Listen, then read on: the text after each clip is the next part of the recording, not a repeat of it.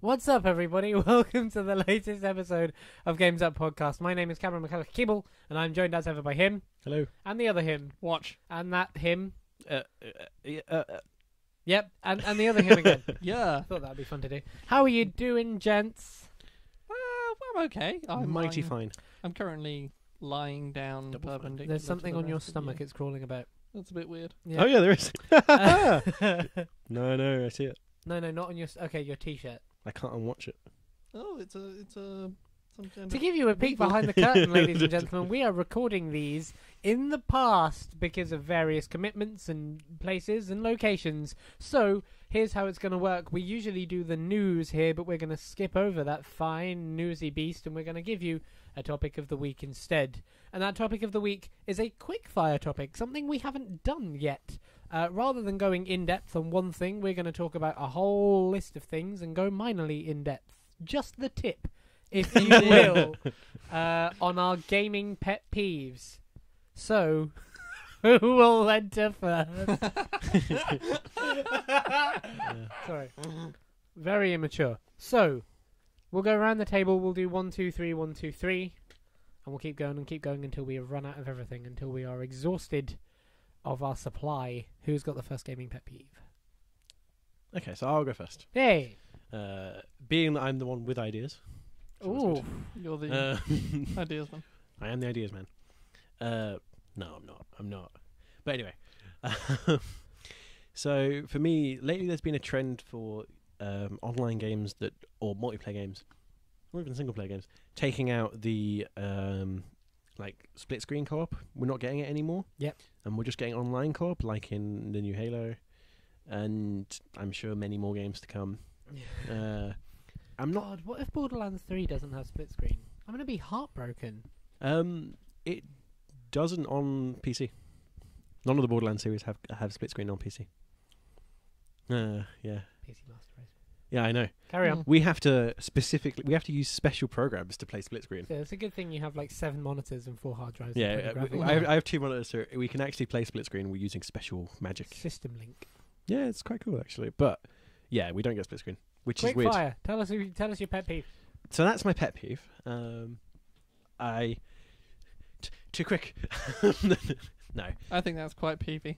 it is rather annoying because I think we are gonna miss out on those moments when you're sitting with your best friend or whoever. You don't get local multiplayer anymore. Yeah, and what? Like, are they gonna sit next to me with their Xbox when I'm on my Xbox, and we're gonna? We're going to Xbox together across an internet that's running in Australia. It's fairly obvious like why it's happening, to render the same thing twice on one like the consoles currently are struggling enough as it is technically to render the same thing twice is. But I mean, to be fair, Battlefront is one of the most technically, aggressive games I've seen on those consoles, and I think that's got split screen, so that's fairly impressive. I would agree with you that a lack of split screen is a thing that we need to see return from gaming, and it's a pet peeve that it's gone. Do you want to go next to me? Yeah, I mean, it's a bit broad, but I think I can. Right. I think it's Quickfire. Hit What's your pet with it. peeve? My pet peeve is this. Faster. Content being taken out of main gameplay and being packaged up into DLC. Oh, that is later. a peeve. That's a deep cut on the list of pet peeves. That's a pretty big pet peeve, but I think That's an it's episode. disingenuous, and I think it's basically all it is inflation. So when you say gaming being cut, you don't mean you don't mean DLC as a broad whole. You mean stuff that is specifically was once part of the. So, for example, something like the Borderlands 2 Season Pass, where all of those expansions were very different and very separate from the base game. Yep. That's kind of okay. That's sort of okay because Okay. you have enough of an experience with the base experience of itself. Yeah, I would agree. Stuff that's cut from the original game. I think I have less of a problem with it than I once had. I think you pay $60 for what the devs define to be $60 worth of game, and if that's not good enough, you don't pay for it. But I would agree. Okay. What's yours? My pet peeve is repeated dialogue. Ah, yeah. I hate... Your pet peeve is repeated dialogue. My pet peeve is repeated dialogue. It's terrible. My pet peeve is repeated dialogue. I hate when... It's enough. Yeah. No more with that.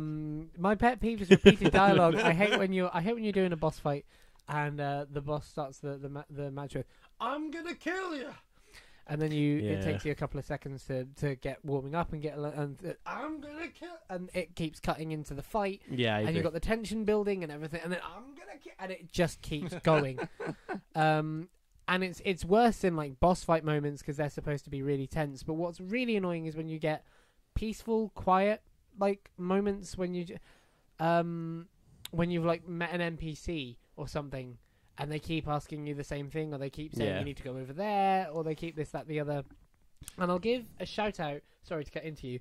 I'll give a shout out to GTA 5, which they recorded multiple versions of the same lines of dialogue, so that if you replay a scene or missions or games or scenarios, you see different lines of dialogue, and it keeps you interested the whole time. And it's the same thing, but it was really cleverly done. No, it wasn't. And I remember them changing like certain, if you're in a car driving somewhere with someone, that sometimes the dialogue would be changed if you maybe died and you had to do it again.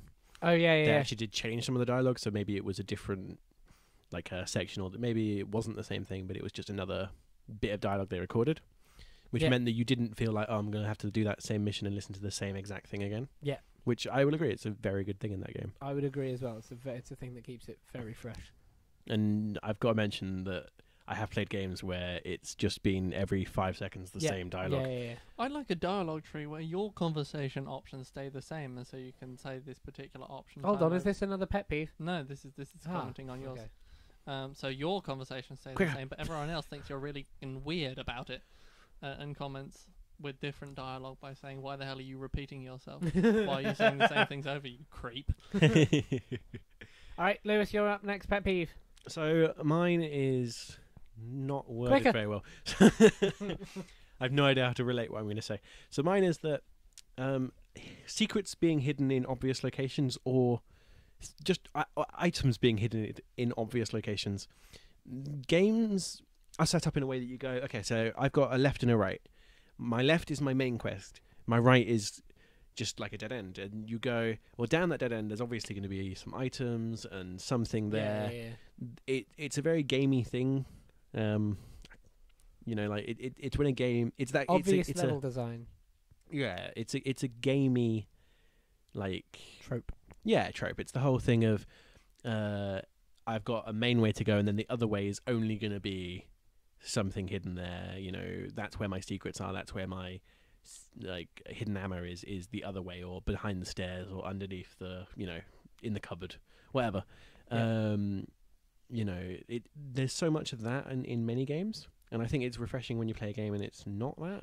It's not like I like when maybe something like Dark Souls does it okay actually, or that kind of thing where you go off the beaten track and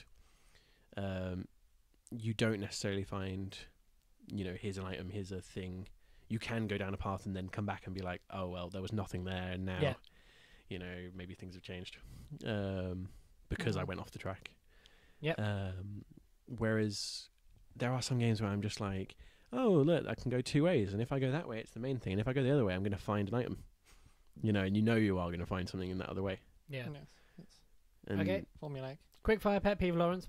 I don't like the over-sequelizing of things. Oh, that's yeah. Okay. Talk to us. I think... Have you played Gears 4 yet? Gears 7. Hold on, no, we were playing Gears 3. No, we were playing Gears 3. That was the joke. I mean, especially with Nintendo and their tendency to exploit their own IP over and over and over, and producing the same games with more double dashes and more smashes and more everything. Use. And just Extra just use. without just. I would prefer it if a particular IP had a particular half-life. Fair enough. Ironically. Hmm. My second quickfire gaming pet peeve is morality scales that only ever have two ends, one being real bad, real good. That's good. That's a good one. A prime example of this, has anybody here played Fable 3? Yes, I have. Yep. So when you get to the end of Fable 3, spoilers for Fable 3, for that came fucking a decade ago.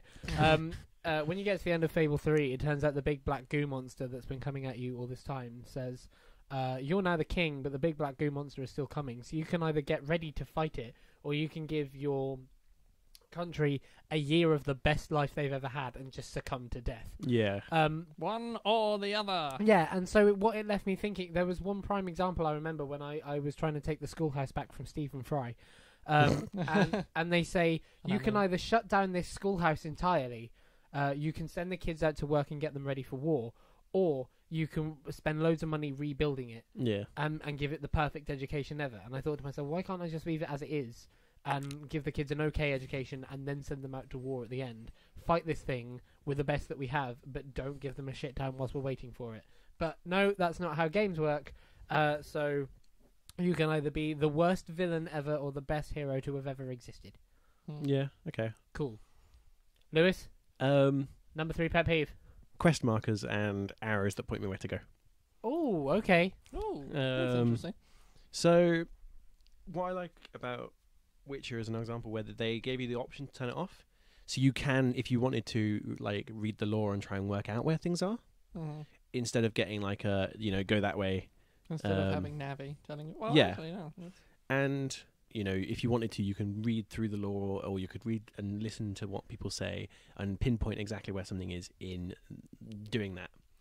And I think lots of games are ruined by... Well, not ruined.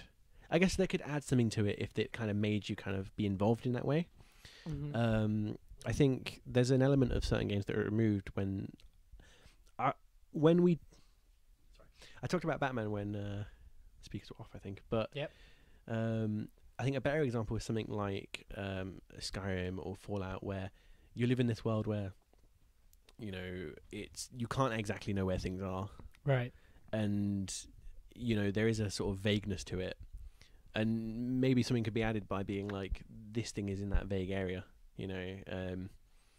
There was a dragon spotted on near some mountain. A less formulaic way of a more detective-based way of finding where the quest begins. Something that makes me think about it is Red Dead, where they had the circles on the map that was like you were seen in this vicinity, and then you had to track them down. Something of that kind of feel, because it's kind of... I don't really like being told exactly where I need to go to do like certain things, because then it doesn't feel like I'm like doing the detecting. I'm just kind of following the quest markers, if you know what I mean. The only thing I'll pull up on this is I hate it when you get a game that assumes you know what you're doing. I agree. So I think that makes sense as long as it's well tutorialized. I played a game recently, I got it on the Games with Gold, it was called Night Squad. And it just threw you in. And I don't like the argument that people have against handholdy games. Yeah. Because I think that comes from a kind of elitist style, fuck you, I'm the best gamer, I know what I'm doing ever. It has to be structured well, and the best games are the best games because they know how to do that. Another... Oh, it could be a separate peeve. Lawrence, what is your third quickfire pet peeve? My third quickfire pet peeve is different choices in a morality system, or indeed in any other system in the game, which end up with the same general overall plot ending. Right, okay. I find that intensely annoying. So Mass Effect 3? Yeah. Well, yes. There's no point in having different systems if you don't get a completely different storyline. Mm-hmm. There isn't really much more to say on that. I think it's lazy. I guess it depends. If you're going to put that morality system in place, do let it be like solid and useful, like different paths and all that kind of thing. There is a lot of games where you get decisions, and like I think a good example is probably games like the Telltale games, where although they get slight changes for the most part, but you do have things like ultimately the same story is told, which isn't necessarily bad. If you choose a different option, the same dialogue happens, but maybe someone likes you a bit more and then they help you in the end. But it's still ultimately the same story and the same ending. But the thing I'd say about the Telltale games is the way that they work is they base the decisions you're making on your relationship with the character. I don't think those decisions are there to give you your perfect ending to the game. No, I think they're there to mean that when you get to that ending, it's the same as everyone else's, but you care so much about that cast of characters. That's true. And I think Telltale have written it in a way that it does. Oh no, work. I love the Telltale games. What I'm saying is, I think Telltale have written it in a way that it does usually work. There are a lot of cases like Mass Effect, for example. I personally didn't have a problem with it, but Mass Effect, for example, where those choices have been built up so much within the game that you're connected more to the choices you've made than the character who made them. I think what's the game? Heavy Rain. That's an interesting David Cage. See, that's an interesting one because that game choices really do matter, because you can ruin the game Oh right, okay. You can genuinely fail, like permanently. Until header in. Dawn's another interesting one. Yeah, Hmm. it's a similar one where you can basically fail it because your choices aren't. Which isn't a Good. David Cage game, but should No, be. it's not a dive. Mhm. Yeah, like I it don't kind know of why changes I'm that doing whole that, thing of David Cage. Dive code. yeah, it changes that whole thing of kind of ultimately all your decisions matter and they really do matter. Mm. Sometimes Telltale do good well, but sometimes there is a feeling of it doesn't really matter which one of these I choose. It's still gonna Yeah, happen. That's true. That's true. There's still gonna be a catastrophe coming up no matter what I do. Mhm. My third pick for Quickfire pet peeves is over rumble on controllers. I Mhm. hate it. I hate it when a game tries to make you feel like something uber bad is happening by over rumbling your controllers, and it feels like they're gonna break.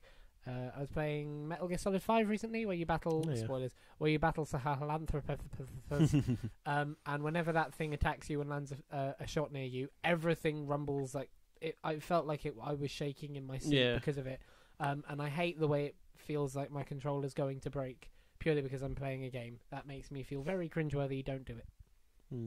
Okay. Quickfire pet peeve number 4, Mr. Lewis. Yeah, so mine is that games you can't return to. Now this is specifically Oh, really good kind of shout. it's you mostly utter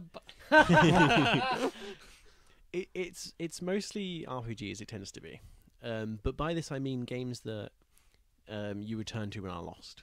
Mm-hmm. And it's happened to me with multiple times that I've left a game because I leave games a lot. I return to say Skyrim and I've played 20 hours and I'm like, well, what do I do now? I don't know what my main quest is and I'm not really sure. Oh right, okay. This is, I guess, maybe not what you meant. What you thought? No, I meant. took a totally different thing from what you said. Save Mm. it, save it. But what I mean really is that there's games that you return to and it's kind of like I'm lost now, Mm-hmm. and it's so hard to get back into it because you kind of go, oh yeah, my main quest is that thing I was doing, and Yeah, now I yeah. don't really know anymore. Yeah, when I get back to my dwarf fortress up north, I'm not going to know what the hell is Yeah, going That's on. where you move back to for university. Mm. It's not a game. That's where you. Yes, I moved back to a literal dwarf fortress. Because you get Among games them I'm the where king. it's kind of the opposite of quest markers. It's kind of like the opposite of the peeve I just had in a way, because a lot of games that don't employ quest markers sometimes have that problem. Is if you return to it when you haven't read everything or haven't listened to everything, then you might not actually know where to go or what your direction is. Mm. Totally agree. Very nice. Number 4 for you, Mr. Lawrence. Well, I swore at you, but actually you didn't fall on what I was going for. Yay! I don't Ooh. like games that you can't return to, but for the other sense, in that they have solely a story and Ooh, very interesting. little replay value. So once you learn the story, there's literally little value in returning to it. Okay. I mean, there is some, I suppose, because I reread books, Yeah. but it has Yeah. to be a very well told story to make me want to watch it all again. I know what you mean. Very good. My number 4 for quickfire pet peeves would be character creators / character equippers where you can't turn your character. I Yeah. hate those. I don't see the point of having a sliding bar for your nose when you can't see what the nose looks like in profile view. No, I That agree. makes no sense. I agree. As someone who likes to have long hair on my characters, it can be annoying. Yeah, it can be really annoying.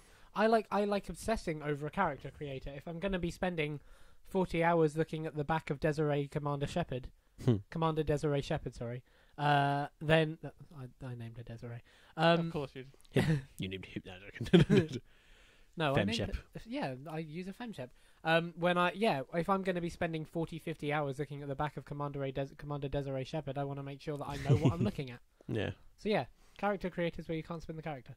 Okay. Number 5 I do for have your one. pet peeves. But this is more just stories in general. Knowing everything's going to be okay. Ooh, yeah. Um, I'd say this comes into your over sequelization, where you know that there's something coming. it's just, Ultimately, we're going back to square one in the beginning. of course. Yeah, there's quite a few games I've played recently where I've been a bit annoyed that everything's going to be okay. You know, there's a feeling of no matter what happens in this story, everything's going to be okay. Mm-hmm. And I like games that kind of change that and subvert it, or maybe, there can be kind of, you can have a bad ending, or, depending, or bad things can happen, often, and as I say, it's stories in general, often there is this feeling of, no matter what happens, I'm still going to be relaxing in my £1 billion mansion if I'm Batman, for example. Yeah. You know, which was actually a good example of not doing this as much. Yep. Because not everything's really okay at the end. No, everything is very fucked at the end. Yeah. Game of the year 2016. Yeah, in fairness, it's a good example though. Like, I just don't like the feeling that no matter what happens, all of this is going to be solved at the end. Yeah, I get that. And I like it when It's something that Telltale do very, very well when they don't have that feeling in the slightest. I like it when developers can kind of go forwards and be like brave enough to kind of go, actually, we're not going to have it all be good. Yeah. And everyone dies. all the people that hated Mass Effect 3. No, I don't know. But people were very annoyed about Mass Effect 3 because he dies in the end, or she dies in the end. And, well, not anymore. Because they changed it because people were sad about it. But I have no idea what spoilers you're saying. Whiny internet bitches, that's what he's saying. Yeah. People were upset about that. And I kind of like that a developer's brave enough to kind of go, okay, well, we can... Yeah, it takes real guts to say, here's a character that you love for however many hours, sorry. Yeah. Or here's Like a world R.R. that you care Martin about. them. Well, yeah. Yeah. Well, the thing is George that... Railroad Martin. More like P.A.M.E.LA. But yeah, I think it's a certain bravery, and I think I worry that we live in a world where because people get so annoyed at that, they're not going to try and do stories that have endings that are not actually happy. All happy. You know, I don't want to have every game that I play end with, and everything was fine and back to normal, and now you're owning £1 million mansion and everything's happy. Dom lived. You know, yeah, yeah. Number 5 for you, Mr. Lawrence. Number 5 for me is indeed also a bit hard. I don't like RPGs where there is no sense of character progression. Oh yeah, Okay. no, I get that. I don't like where at the start of the game you're as badass as you're ever going to be. Okay. Probably one of the Is reasons. there many games like that? There are. What do you call it? Most, not most JRPGs. I'll name you one later. Okay, Whatever. that's fine. Yeah, I would say I'd probably have the biggest problem with those. I mean, the Assassin's Creed. It's do getting have worse, an actually, on RPG that. progression-y stage, but when it was in Assassin's Creed 3, where all sense of Yeah, strengthening I know what you as mean. the game went on completely disappeared. Well, it did it a lot better than the modern ones have. Like the Unity and Syndicate. Wow. Just remove all of... They remove all of that kind Again, of that's pretense. like saying, though, this cardboard box can hold more water than the other. Maybe it can. Well, maybe it can indeed. My 5th gaming pet peeve is tacked on multiplayer. Yeah. And, adversely, tacked on single player. So I don't think we need it. I don't want Titanfall 2 to have a single player. I don't want Tomb Raider to have multiplayer. Yeah. I'm okay with that. But what about for people who have no internet? Don't buy the fucking game. There's no you wouldn't sit there and complain about I can't play Candy Crush because I don't have an iPhone. So Yes, but I would say that it's reasonable I would say it is more reasonable to say that I'll have an iPhone than it is to say that I'll have good internet. no, Or I internet. don't. I don't think that's the case at all. Yeah. Well, then this is just a disagreement on first Yes, it is. principles, isn't it? It I do- depends, though, because there's been some great tacked on multiplayers. I don't know about tacked on single players, Team whether Fortress. there's been a good... Was entirely. But that's what I mean about tacked on. When Oh, I say tacked on, I Yeah. don't mean something like Assassin's Creed, where the multiplayer was actually really clever and really well thought out. I mean something like Tomb Raider or well, maybe not Uncharted, but Tomb Raider, where it's a deathmatch with NPC characters. Well, like, The Last of Us Online is actually fairly popular. Yeah, no, I get that, but again, that's something that's. And that And- is tacked on. I'll say that we're seeing less tacked on multiplayer now as multiplayer only think- games are becoming more and more prevalent. I think they were also getting a bit... there was a point where everything did have to have a multiplayer, and I think we're Yeah, getting a little bit absolutely. more... We are moving past that, and it's less of a problem. But I think story's getting more and more important. I think people are getting more and more invested in story. I think we're just seeing more diversity in the kind of games people play. I think that's good. Mm. So we've done 5 each. Is there anything else that anyone thinks we need to rapidly address in our quickfire round?